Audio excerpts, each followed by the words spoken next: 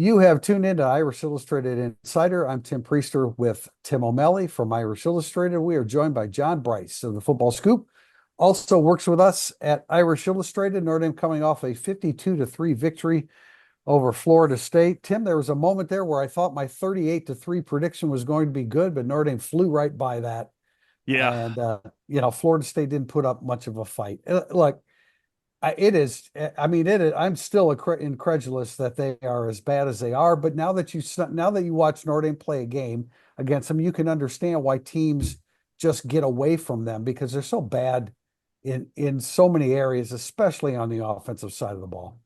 they're so bad on the offensive line. It doesn't help their quarterbacks.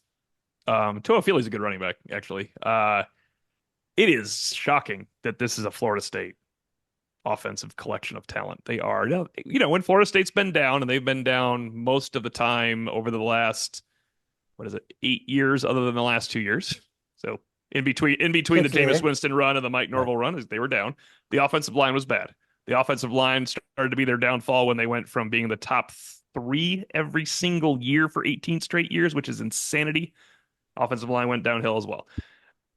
It's trouble when they don't have that. I guess it ruins the rest of the program, but they're as bad as Purdue.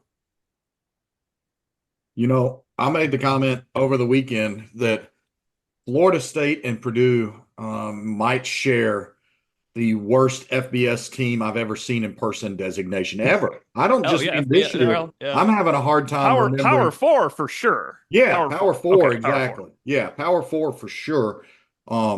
Yeah, I mean, this is not a podcast talking about it or piling on, but the collection, I'm not sure you could take the entire collection of Purdue, Florida State, and Kent State, the three teams I think are setting college football back individually and collectively eons. I don't think you could compile the three of them and get a 500 team in the ACC or the Big 10 or the Big 12 or on Notre Dame's current schedule. They're off. Gosh, they're awful. And the thing that's most disturbing for Florida State, as they announced a number of wholesale changes yesterday, Sunday, is that I didn't see reason for a lot of optimism right now.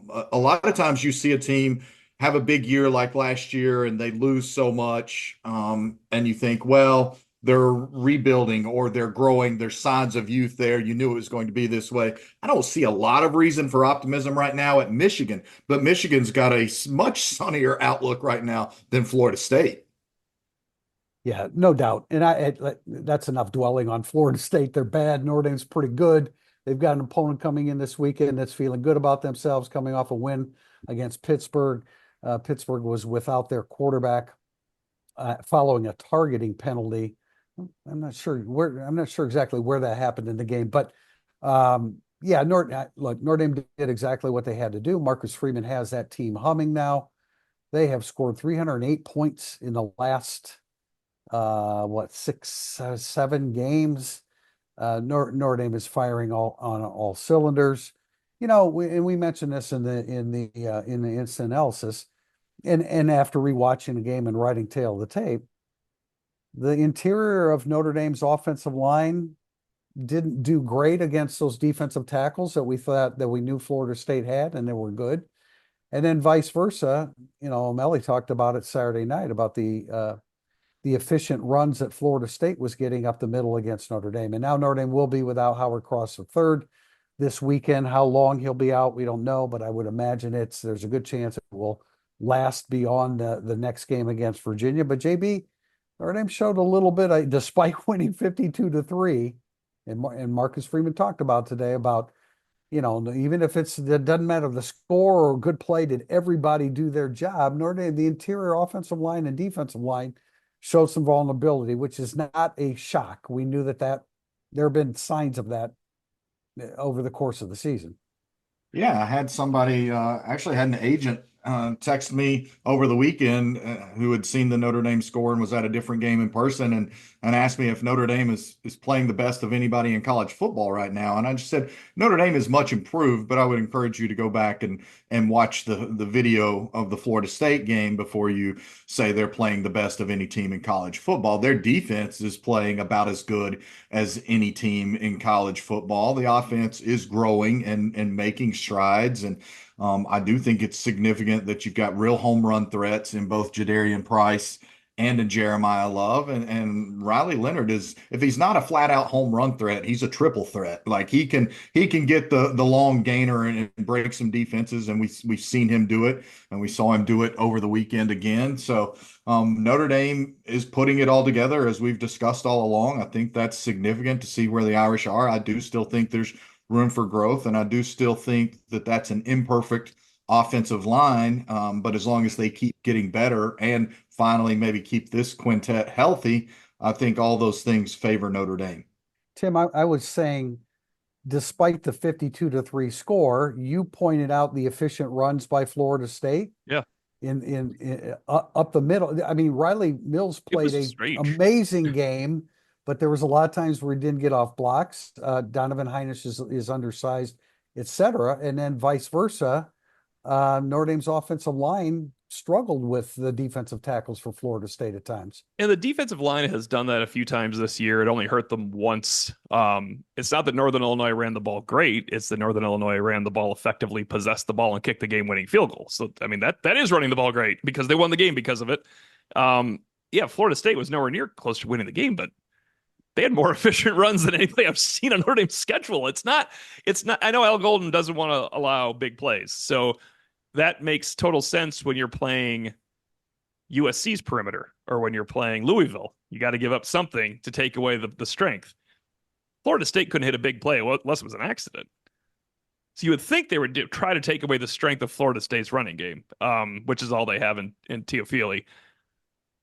I'm just surprised that they, I mean, Howard Cross got washed out a little bit too. It was a little odd. It must be something about the approach. We'll ask Al Golden again. But there's nothing about Florida State's offense where you say we had to give up a little in the running game to make sure they didn't beat us elsewhere because there's nothing else to beat you. There was no way to beat them. And Tim, on the offensive line, I just continue. I think they're growing, like John Bryce said, and you have said many times, especially Coogan and Emil Wagner. The second playoff game is going to be trouble for Notre Dame's offensive line. And those are first world problems in college football. The second playoff game is going to be an issue for one segment of your team, but that's when I think that line will have to really have its best game of the season. Since you're talking about playoffs, I want to remind everybody that there will be an Irish Illustrated Insider podcast on Wednesday after the second vote by the College Football Playoff Committee Tuesday night. We'll do that again the following Wednesday, and then the Wednesday of Thanksgiving week, we'll combine podcasts, of course, because of Thanksgiving on Thursday and all of us flying out to California on Friday. I was really interested, and I encourage everybody to take a look at my tail of tape today, because I was really interested to see the TV version of the game and just how well Riley Leonard played or didn't play. He let a couple fly that got away from him. There's no doubt. In retrospect, again, watching the TV version of it, I think some of them were planned because he doesn't, he's trying to avoid turning the football over. And rather than, like, for example, when Bo Collins had a step on his man early in the game, and Leonard overthrew. Well, there was safety help over the top, and I think he may have been being cautious or maybe overshot it a little bit. But there were a couple drops, as we talked about after the game. It was his percentage-wise, it was his worst performance since the beginning of the season. Mm-hmm. So because he's been completing 69% of his passes since then, but he is in such command now, and I love. Okay, so he struggled throwing the football, or the passing game struggled a little bit. He is still gripping it and ripping it, and I think that's really important. He's running decisively. He talks about he's a bad athlete. That is just absolutely wrong. He's a tremendous athlete. Wait. Who said he's a bad athlete? He did. He has said that about himself. All right. He's just having fun then. All right. No, yeah. He said that about himself, and that is absolutely not true. He's like a 200-meter hurdler is what he is. He's a tremendous athlete at 6'4", 215, and he's just really playing his best ball, even though the numbers didn't say it on Saturday. He protected the football, did the right things, and they're playing some. We can nitpick because that's our job, and that's the coach's job to nitpick when we break it down 365 days a year. But this team's playing some really, really good football, and Marcus Freeman acknowledged that they played, mostly outstanding football on Saturday. I think Riley Leonard's passing game was inefficient too. There's 2 drops, and they can't have those. Notre Dame has to catch those passes. Those are two 20-yard chunk gains. I mean, Bo Collins has had some drops this year. Jordan Faison has had some drops. Jeremiah Love had an early Jeremiah drop. Love had an early first drop. down. You need Mitchell. he was still moving. Chris Mitchell. You need to catch these Faison on the balls too. crosser. Yeah. And his stats would have been better, as Bryce pointed out, in overtime. I don't know. I think the passing game needs to help him. He's not going to be an overly efficient mid-range passing quarterback this season, but he doesn't miss the screen throws, and they have a shot with downfield with him now. For some context, real quickly here, I was talking with some other reporters and doing some other stuff over the weekend. Quinn Ewers of Texas, who entered the season with significant Heisman Trophy odds and NFL buzz, was noted as completing, I want to say, 52% of his passes. That's it, beyond 10 yards. So this is not a Riley Leonard-centric problem necessarily, or a Riley Leonard-centric topic. And furthermore, Riley Leonard is much better with his wheels than Quinn Ewers. And so as we sit here and nitpick, I think it's important to remember there's not been a team this year that has stopped Riley Leonard in the Notre Dame offense when Riley Leonard could run and have some semblance of a threat throwing the football. The only time was the second half against Northern Illinois, when Riley Leonard apparently couldn't run and couldn't throw the ball at all downfield. Otherwise, Notre Dame's offense continues to grow, and I think a mobile quarterback is more valuable and more, honestly, in demand than ever before in college football, and Notre Dame has that right now. Yeah, I think it's really, really important to have a mobile quarterback. We'll see what happens next year as Notre Dame transitions past Riley Leonard. Great to get Jaden Greathouse involved. Obviously, Mike Denbrock went into the game with a mindset of doing some tunnel screen stuff with him, and it was effective. JB, you pointed out he showed great vision. He was able to pick his way through. Man, again, watch the TV version. There are a lot of guys out front leading the way for Greathouse. You know the play where they faked the handoff to him and Leonard looked to his right and then came back to Greathouse? Watch the TV version of it. There are 4 offensive linemen out in front of him when he catches the ball, and shortly thereafter, Emil Wagner joins him, and there are 5 offensive linemen in the picture. And I only gained 10 yards on the play, but it's a rare day when you see a screen set up for a wide receiver and all 5 offensive linemen are in the picture. Today, Marcus Freeman talked about Mitchell Evans, spoke very highly of the way of the tremendous catch that was ruled incomplete, correctly ruled incomplete. But a tremendous catch, and then a dime on a short touchdown pass by Riley Leonard to Evans to make it 21-3. And you knew that once they added that touchdown, you pretty much felt like Florida State would cave in the third quarter, and they certainly did, even more so in the fourth quarter. JB, you talk about quarterbacks that are struggling. How about Beck at Georgia? I mean, that guy's a pick machine right now. So yeah, the 2 things I love about what Riley Leonard's doing: one, he is decisive, both throwing the ball and running the football, and the other, of course, is protecting it. And yes, I'll say it because it's a stat and it's true. He's thrown 73 passes now in a row without an interception. And great point to bring up, Beck. I appreciate that. We talked about him on the Football Scoop podcast this morning. He now sits at a 17-12 touchdown to interception ratio this year. And again, not remotely the wheels of a Riley Leonard. Also operating behind a deeper or a more experienced offensive line, and with some significant weaponry at the wideout and running back position as well, like Riley Leonard. And yeah, for a little bit more context, Georgia's offense had 245 total yards Saturday at Ole Miss. And yes, another game with another INT for Carson Beck, who, much like Quinn Ewers, entered the season as a Heisman contender and started the season with the best gambling odds to be the number one quarterback taken in the 2025 NFL draft. That's certainly out the window. I would expect that to be Shedeur Sanders at this point. All that said, and no disrespect to the Vols, who I think should be ahead of Texas right now, I'd like to see Georgia's defensive line out of the playoffs. Go Tennessee. Yeah, I hear what you're saying there.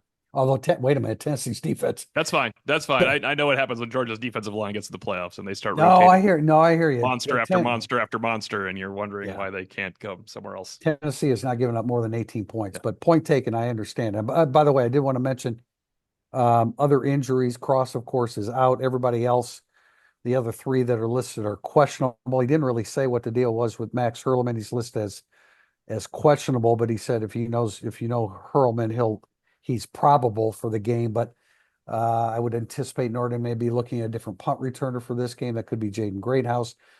Devin Ford is out. I don't believe he mentioned he's questionable. I don't believe he mentioned why.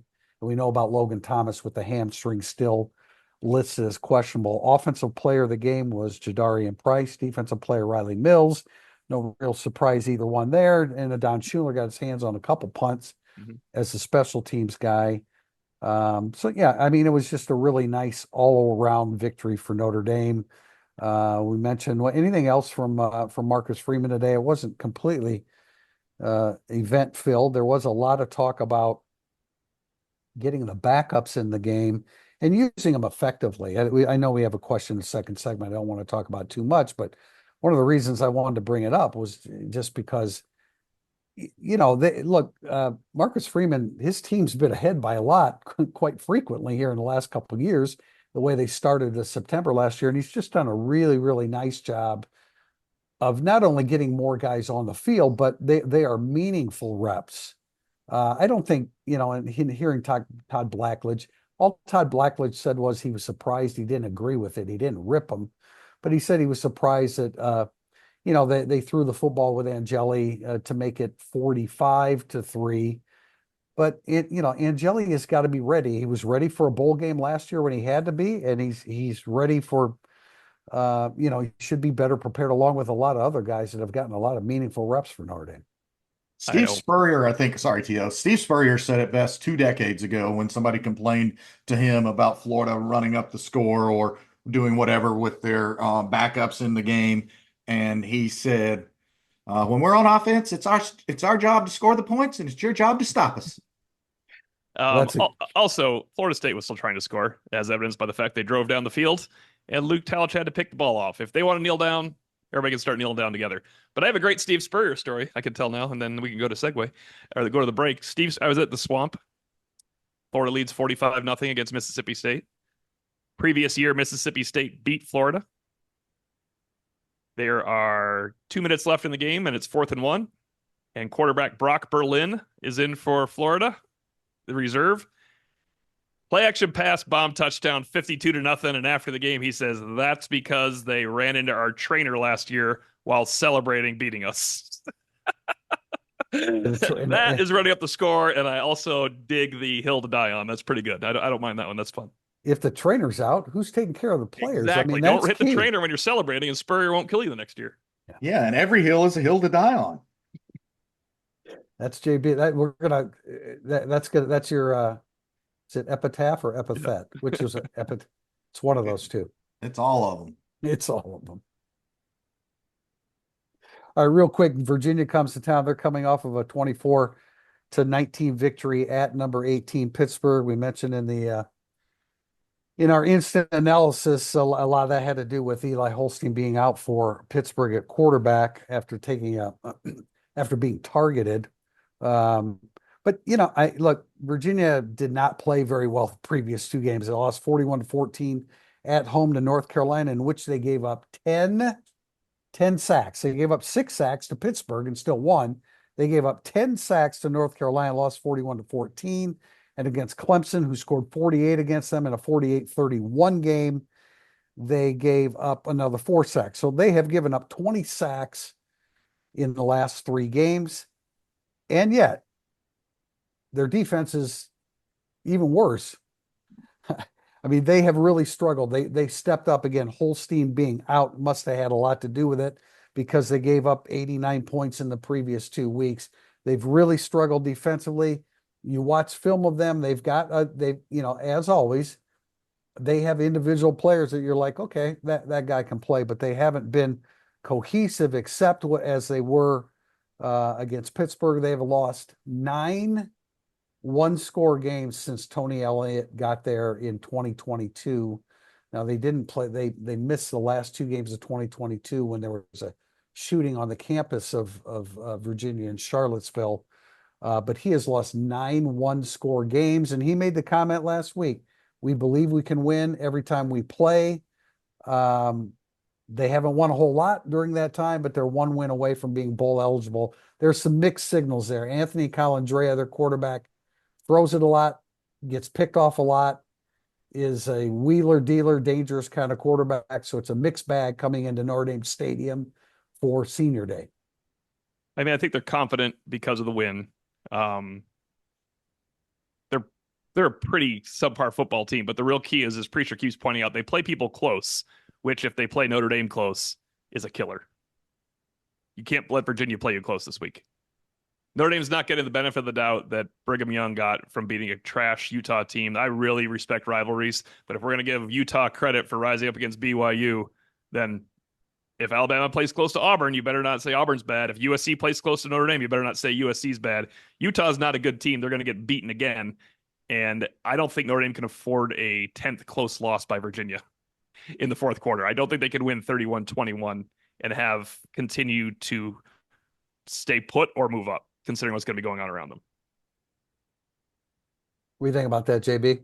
I think that's a great point. I'm just trying to save most of our ammunition for Wednesday's extra special podcast edition, but I do like the point from O'Malley, and that Utah team is a bad team this year. They've been really terrible. They on came to offense. play and they deserve credit, but then you have to give credit to USC against Notre Dame too, and it gets really tricky to say, "Oh, Auburn Well, doesn't play against Alabama." yeah. I mean, To your point about Virginia, Virginia's got some bad blowout losses. I don't think Utah has really been blown out this year. I think they have 5 losses by single digits.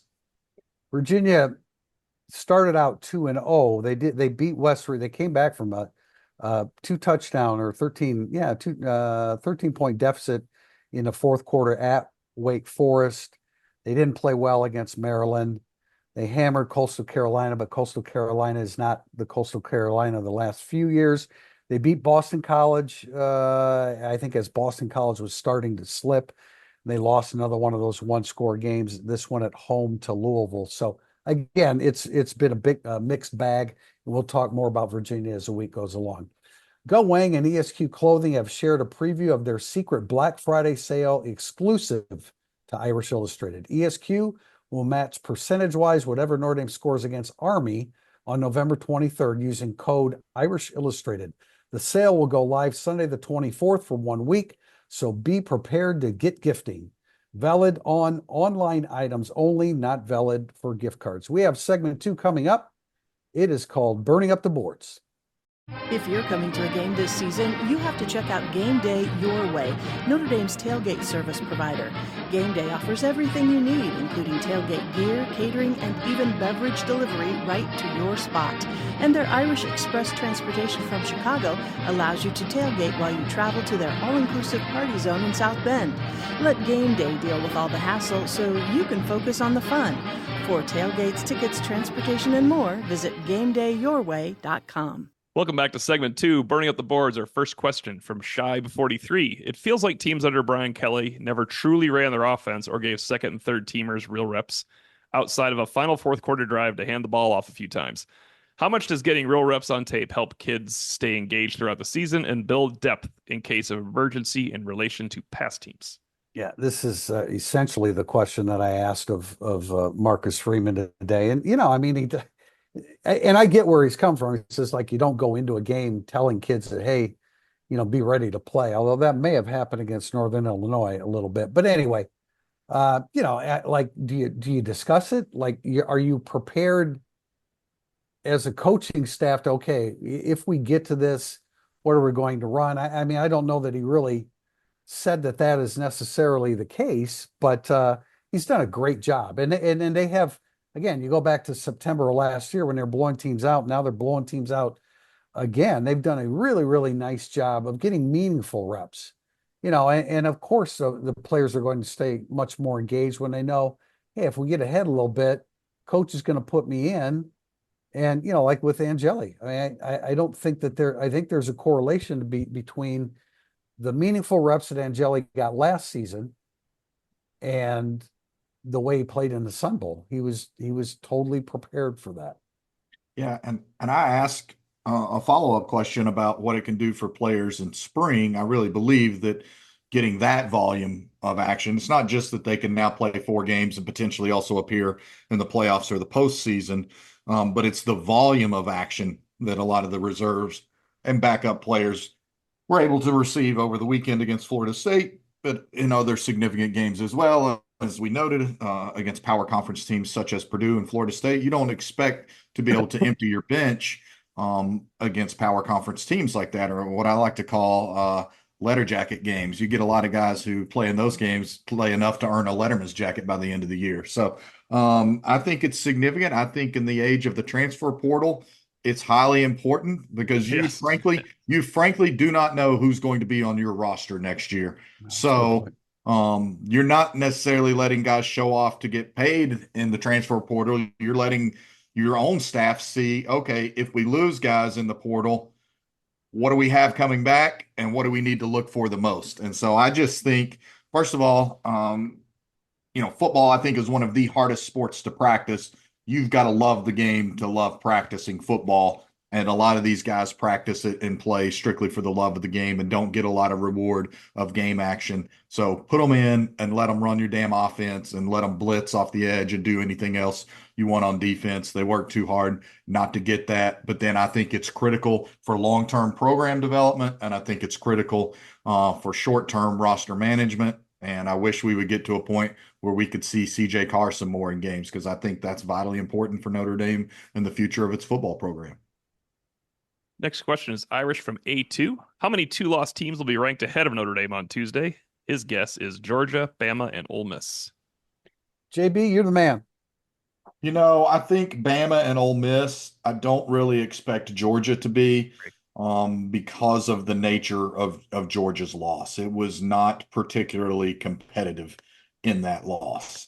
Again, 245 yards of offense is all they could muster. Ole Miss had almost 400 yards of offense, even though Georgia won the time of possession battle. And Georgia's got warts. Now, Georgia has a chance to smoke Tennessee this week at home. And then next week, you might be talking about a different scenario, because then you could conceivably have 3 2-loss teams ranked ahead of Notre Dame next week if Georgia handles business at home against 1 loss and number 5 Tennessee or whatever the Vols are ranked. But this week, I think it will just be those 2.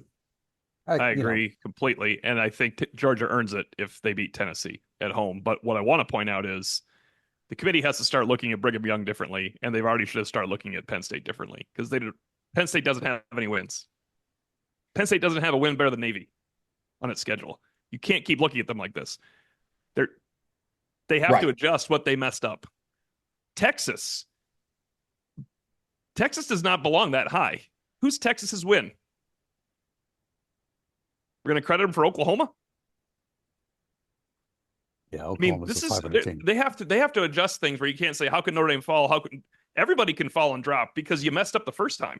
Like this should be reevaluated at this point. Well, you make a fabulous point on Penn State. It's a drum I will continue to beat. And now that Minnesota lost over the weekend, it's an even lesser chance that Minnesota is ranked later in the year when they host the Nittany Lions. But Penn State had a modest win against Illinois at a time Illinois was ranked, and that's the best. That's the only thing you can point to as real quality on Penn State's resume. Now, look, winning at Wisconsin at night is still I think it's still significant. It's not a high value win, ranked win, but it's still a difficult place to go play. The environment that night on television looked pretty awesome. So I'll give Penn State some credit for that. But I think they're a very hollow 1-loss team. Why I think it's completely different for BYU. It doesn't matter if the committee ranks them because they're still undefeated and they're going to play in the Big 12 championship game almost certainly.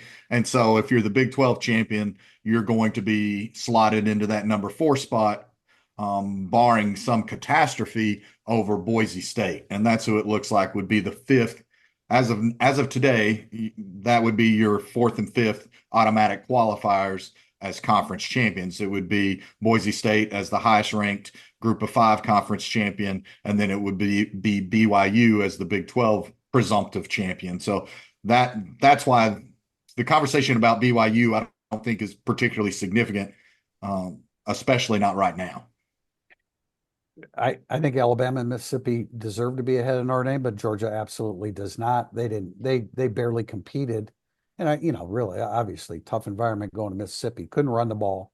Carson Beck's been terrible. 17-12, JB. Man, that's a horrible touchdown interception ratio, and they don't deserve to be there. We'll talk more about this obviously Wednesday after the committee votes on Tuesday night.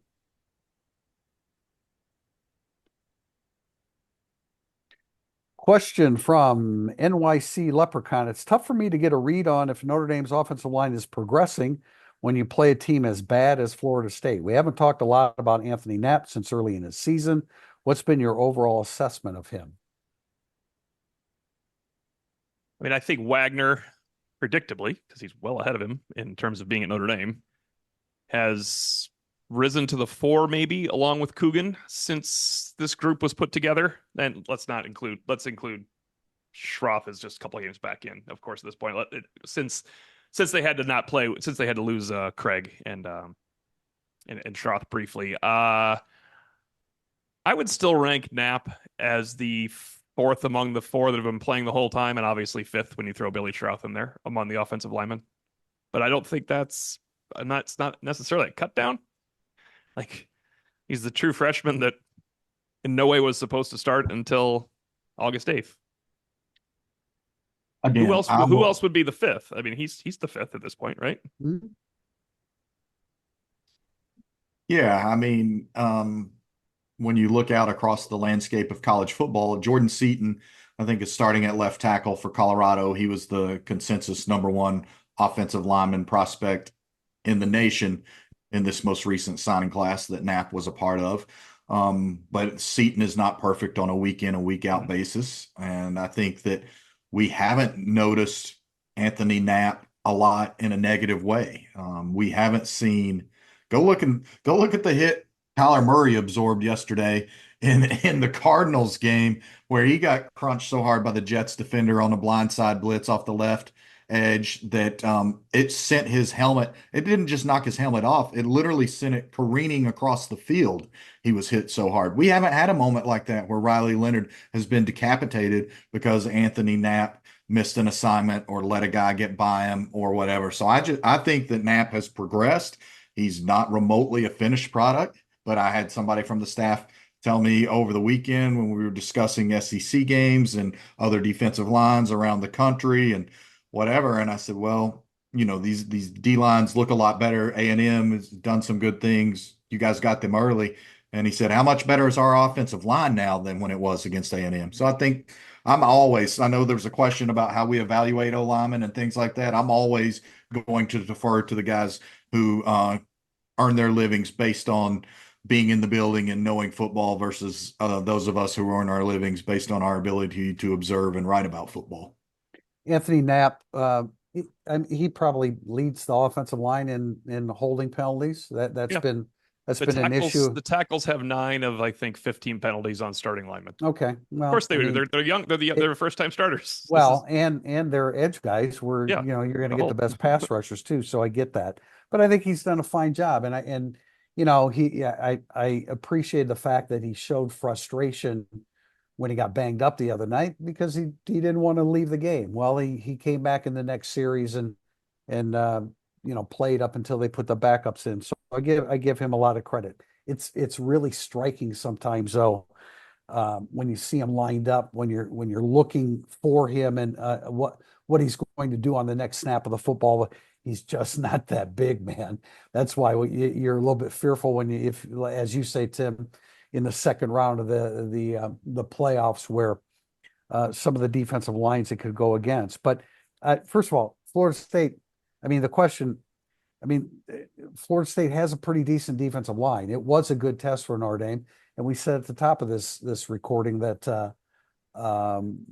they showed a little bit of weakness on the interior defending the run. So I thought that was a good test. And ultimately, Notre Dame rushed for over 200 yards. So it ended up being a pretty solid performance for them.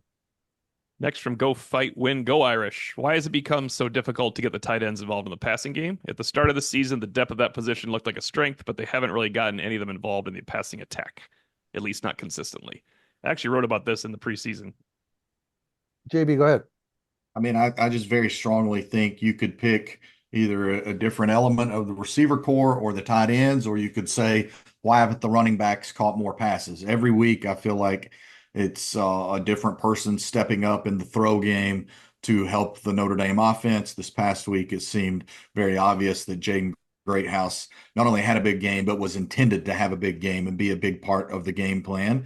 And I think the versatility helps Notre Dame. You want Mitchell Evans rounding into form. He is. I would expect Mitchell Evans to be much more of a focal point going forward. I've said repeatedly, I think Mitchell Evans will be the winning difference in a game this year for Notre Dame. I don't know if that's going to be against Army or USC, or maybe it's a playoff game, but I still think he possesses that kind of ceiling, and Notre Dame is leaning more on its run. I don't have the numbers directly in front of me, but Notre Dame had 60-some snaps the other day, and Riley Leonard threw the ball 27 times. And I just think that Notre Dame is using Riley Leonard's legs to set up more of its throw game, and it's distributing the football around to a number of different guys. The other thing you have to consider, of course, Mitchell Evans coming off the ACL, Cooper Flanagan injured early in the season, but really hasn't rounded back into form that he started the season with. Kevin Ballman's coming off multiple injuries. Eli Raridan hasn't quite lived up to potential. I mean, there are reasons why the tight ends, if Mitchell Evans comes back without, the albatross of coming off of an ACL, well, he's probably picks up where he left off last year, but that's not the case. There's a bunch of receivers to get the football. Last week we could have had a question about how come there's no go-to wide receiver. I guess you could say Bo Collins, but his percentage of targets to or receptions to targets isn't great. Look, it is their offense is what it is, and it's predicated, as JB said, largely on Riley Leonard using his feet, and so that takes some throws away from the wideouts and the tight ends. I'll give you 4 reasons, and Mitchell Evans is number 1. If Mitchell Evans was healthy, the tight end would be the Mackey Award winner. So that's what's going on here. Number 2, Notre Dame has attempted the 95th most amount of passes in the country. More important, Notre Dame has executed the 105th amount of offensive snaps in the country. Notre Dame runs the ball more than they throw. There's no way people can get catches. And the most important of all is August 26th, Tim O'Malley wrote, the backup tight end won't finish higher than 9th among receivers for Notre Dame this year. And he is 9th. This was always coming. There was never going to be a tight end heavy offense. Mitchell Evans was hurt. Eli Raridan is not yet Eli Raridan we think he can be. And Cooper Flanagan got hurt in the middle. They were never going to have this with an injured Mitchell Evans. If Mitchell Evans was healthy, he would lead the team in receptions right now. And people would be mad that the receivers weren't getting enough catches. John Brock would like to ask you to refrain from referring to yourself in the third person, Tim O'Malley. No, read the stories. I'm telling you, they're not going to throw the tight end because they don't have healthy tight ends, so they don't run any plays. They're 105th in plays. 104 teams get more plays off than Notre Dame. How many guys could you get involved? It's incredible. Like that's it. They've certainly used more 12 personnel than I think we anticipated, but that doesn't mean that they're for blocking. For blocking purposes, exactly. Question from Svedik: with Notre Dame's willingness to play starters on special teams, has there ever been any former players who have declined to play special teams on their own terms?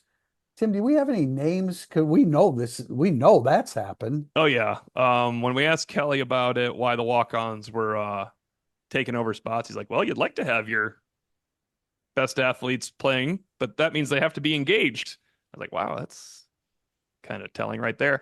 Matthias Farley once said, they said of Matthias Farley, it's been years since we had a player get everyone engaged like Matthias Farley did on special teams. That was 2015. So you're looking at 6 years of Kelly, at least, where guys begged out of special teams. It became a thing again at Notre Dame in 17 when Brian Kelly cleaned house. I mean, that was a very big deal, bringing on a special teams coordinator in Brian Polian, because they didn't have one. They had a guy that coached both things. That was the same year you got a 10th coach in college football, a 10th assistant. But it was a big deal for Notre Dame. Notre Dame has had myriad players not want to lower themselves to special teams. It has not happened. It is not a Brian Kelly fault. It has not happened since 2017. Yeah, well, Jack Kaiser's definitely not one of those. No, he's not. Because he works his butt off to play on those. I did. It probably became a little bit more popular when Brian Mason came in and took the world by storm with his special teams. And I think look, it's a balancing act. You don't want to overdo it with starters. You want to find those marginal players, some of the preferred walk-ons to participate, and they've done that. They've done that. Luke Telich is a guy that not only was rewarded for his special teams work, but had an opportunity to get a pick six on Saturday. So it does happen, and it probably happens more than we even realize. Especially in this era of NIL and guys leaving early. And oh yeah, like game 12, not for Notre Dame this year, but like people opted out last year of the Stanford game. I'm sure they weren't looking forward to playing kickoff coverage. That's a big difference, though. Good question here from VA Doc 88. How do you see defensive tackle snaps shaking out for the remainder of the regular season with Howard Cross out? We don't know that Cross is out for the rest of the regular season. We definitely know he's out for this weekend, and it wouldn't shock me if he was out for the rest of the regular season.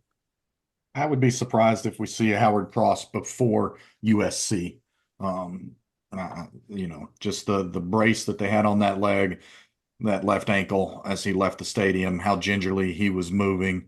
I even watched him. He appeared to be trying not to place weight on it during the singing of the alma mater. So I think that you're looking at a solid 2 to 3 week rehab. And maybe by the time they get to USC, they feel like they can give him 7 weeks off until a playoff game. Yeah. And I think that would certainly be a welcome reprieve to have the healthiest, freshest Howard Cross possible for a potential playoff game.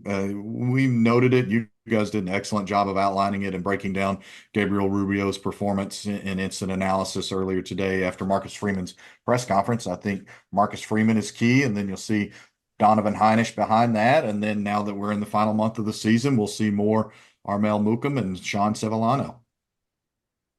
I think Howard Cross will be made available to play against USC as needed. Yeah, it's probably the best case scenario. And if that team was called Miami of Ohio, he wouldn't be available to play. Yeah, right. I think Gabe Rubio plays a really significant role. We talked about this. I wrote about it extensively in Tail the Tape. I thought Rubio was really impressive against Florida State. He's a good athlete. He's a big, good athlete. And they need to keep him healthy. They need to keep him healthy through the rest of the season so that he can come back for a fifth year and be the starter and plug and play. Because I think if you can keep him healthy for long stretches, I think we saw a good indication of what he's capable of doing, because he's a pretty darn good athlete. This is where you miss Jason Onye. Don't ask. We'll bring up Jason Onye when there's any indication that he's coming back. There is no indication of that right now. And then Devin Houston's not an option, I don't believe. Maybe they do some things with Mukam. Sevillano needs another move because he wasn't getting out blocks the other night.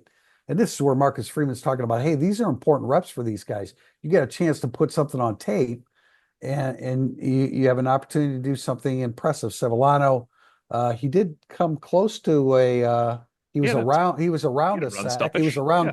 Yeah, he was around Tua Alamaka's sack, but he gets, there's got to be something to get off blocks, because he gets, I use the term sticky, and not in a good way. Riley Mills, as great as he played on Saturday, is a little sticky. In other words, he just sticks to the offensive lineman and can't get off it. Sevillano did that a little bit on Saturday. Rubio, I thought, showed an ability to fight off of that. So that's look, when Mills has not played well, and we've pointed things out, it's always been about what? Not getting off blocks. You've got to have that supplemental move to add. And Mills was, don't get me wrong, Mills was spectacular the other night, albeit against an offensive line that's really, really, they've given up 38 sacks in 10 games. I just think Rubio gets 30 snaps instead of 20, and Heinisch gets 32 snaps instead of 20. Yeah, and Mookum gets one snap, maybe, and that's all you're going to get out of it. They're not. I'm talking about while the game is in doubt. Yeah. And then Mookum can play 12 snaps when they're. Well, Heinisch gets the majority of them going in, no doubt about it. And Rubio's been a 3 technique. He has some maneuverability in there. Told us he was a nose. Yeah. So time to do it. Yeah. Right. but not an ideal situation, certainly without Howard Cross, obviously, because he's a great football player. Do you want me to read it? I'll read this. I'm going to try to slow it down. Okay, I apologize for the length of this, guys. From shorten the questions. It makes it a lot. It makes it a lot better for us. From Bully R. Wood, when you comment on the performance of players along the offensive line, what are you basing your opinion on? He wants to know a couple things. Is it watching all 11 players live? Is it watching the replay and rewinding each play several times to evaluate all 11? Let's just stick with the offensive line. So watching all 5 live, rewinding to watch all 5, relying on input from your sources on the staff, relying on metrics from the services, or of course, all of the above. Yeah, I think, go ahead, TP. Look, I'm probably the one that spends the most time with this, and I do it the day after the game. So visiting with coaches, no, I'm not doing that. Not at that point. Relying on metrics from some, no. Relying on a combination of all of the who can watch? Football coaches, veteran football coaches can watch because they know what each player is supposed to do, so they can watch a play live. And I'm sure the Joe Rudolph and offensive line coaches can look at that and essentially see all 5 at once. The only thing that I have in my favor is hitting the rewind button. And so that's why when I talk about watching the game on Sundays, it's a 5-hour process because I want to see everything I possibly can. Some days you're better than others. Some days you rewind more than others. I rewound a lot against Florida State because I thought that Florida State's defensive line was good going into the game. So I wanted to see how Notre Dame played. So look, it's an inexact science. I can't see every snap of all 5 offensive linemen. It would take 10 hours to do that. I don't know what they're supposed to do, whereas Joe Rudolph knows exactly what they're supposed to do. We do the best that we can and study it as hard as we can within a limited time frame because I've got to have tail to tape done on Monday and we move on to the next game. Since I don't have like game story obligations or anything on game days, so I try to watch and make notes. I chart almost every single play of the game on my laptop and try to make specific notes, especially if I think an offensive lineman or lineman have excelled on a certain play, or if I want to see what caused the play to get blown up, and I try to mark that and especially watch those plays more in replay form. And then, I'm talking to coaches as much as I can. Sometimes I'm lucky enough to talk to somebody on the Notre Dame staff the week after a game. And a lot of times I'm talking to other coaches around the country, particularly in the ACC, if they've played Notre Dame or if they have Notre Dame upcoming, to see what they like, who they like on the offensive line. Maybe if I can get them to tell me who they think is a weakness, things of that nature. We've been able to do some scouting reports type stuff for big national college football games in recent years at Football Scoop that didn't necessarily involve Notre Dame, but I think we might have done something in 2020 going into the playoffs with some different coaches from around the country sort of scouting Notre Dame. So I lean a lot on those components. And honestly, I'll ask high school coaches if I know high school coaches, whether they're at the Notre Dame game with recruits or whether they're at the Notre Dame game because of their friends or fans or whatever. I'll ask any coach that I can because I call myself a football nerd and I want to continue to learn. And I still think I can absolutely learn a hell of a lot from high school coaches. I used to track for 13 years, so through the pandemic. Yeah, I think 2021. I tracked good, bad, or indifferent for all 5 offensive linemen every game and wrote about it. And about 12 people ever read it or commented on it in 13 years. So I stopped doing that. Now I do it in the off season. That's the sad truth. I mean, that's part of it. I do that in the off Yeah. season now because it's the only way to look at it. The unfortunate thing is you're turning over 60% of your line nowadays. You used to turn over about 15% of the line, but now with transfers and Notre Dame now loses guys early to the NFL, which is a great thing for their performance that year. But it's not, it's transient. It turns over. But don't ever rely on metric stats. I'm not saying Pro Football Focus doesn't know what they're doing, but they can't know what they're doing in terms of whose pressure was allowed 1 hour after the game when those stats are up. That's not possible. That's why it does change during the week, but that's not humanly possible. Joe Rudolph couldn't do that. Yeah, no, I think that's a good point, Tim. And I've been doing this for a long, long time. So I rely upon my experiences throughout my career to make judgments. Am I right all the time?